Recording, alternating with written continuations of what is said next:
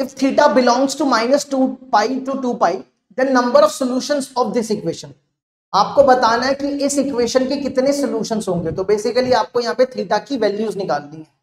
तो कैसे करेंगे इसको? सॉल्व करने के लिए क्या करो, इसको फैक्टराइज कर दो, बस कुछ नहीं करना खास। 2√2 cos स्क्वायर थीटा, इसको इससे मल्टीप्लाई, 2 cos थीटा, इसको इससे -√6 cos थीटा -√3 इक्वल टू 0। अब पहली दो टर्म्स में देखो कॉमन क्या दिख रहा है, इन दोनों में 2 cos थीटा कॉमन निकालो, यहां बचेगा √2 cos थीटा +1।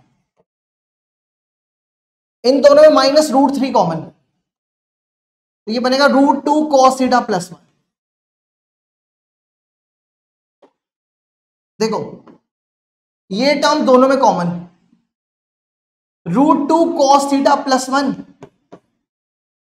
2 cos theta -√2 √3। तो यहां से cos theta √2 cos theta +1 is equal to 0, 2 cos theta -√3 is equal to 0, cos theta equal to -1/√2, cos theta equal to √3/2। देखो यहां पे ना आपको एग्जैक्ट वैल्यू तो थीटा की निकालनी ही नहीं है, आपको तो सिर्फ नंबर ऑफ सॉल्यूशंस बताने हैं। तो सबसे बेस्ट मेथड क्या रहेगा, ग्राफ बना लो। cos थीटा का ग्राफ तो सबको बनाना आता ही है, ठीक है। तो कैसे करेंगे, देखो इसको यहां कर देते हैं। देखो हम cos थीटा का ग्राफ बना रहे हैं। देखो करना क्या, एक बार दोबारा सुन लो। cos थीटा दिया हुआ -1/√2, cos थीटा दिया हुआ -1/√2।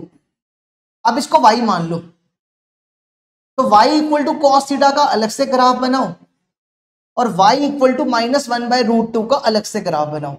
और कहां से कहां तक बनाना है, -2π से 2π तक। तो cos का ग्राफ देखो कैसे बनता है, ये 0 होता है, ये π/2, ये पाई, ये 3π/2 और ये 2π, बस यहां तक ही जाना है आपको। फिर -2π तक भी सेम ऐसे ही बनाओ, ये होता है -π/2 -π -3π/2 और ये -2π, ठीक है। ये ग्राफ बन गया cos का। अब आप बनाओ y का -1/√2। देखो ये 1 है और ये -1 है, तो y का -1/√2 कहां होगा, यहां पे। ये -1/√2 है, ठीक है। तो यहां से एक स्ट्रेट लाइन खींच लो, ठीक है, थोड़ी टेढ़ी बनी है अब, ठीक है।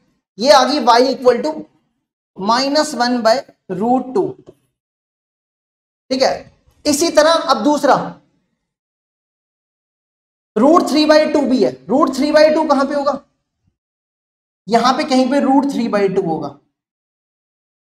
यहां से भी एक स्ट्रेट लाइन खींच लो।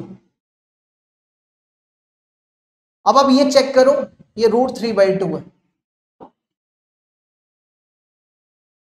अब ये चेक करो ये कितने पॉइंट पे इंटरसेक्ट कर रहे हैं। देखो 1 2 3 4 5 6 7 8, तो नंबर ऑफ सॉल्यूशंस कितने हो जाएंगे, 8। देखो इसको यहां तक नंबर ऑफ सॉल्यूशंस इसके 8 हो गए, यहां भी 8 और हमने ऑप्शन को भी टिक कर दिया 8, ये आंसर हो गया।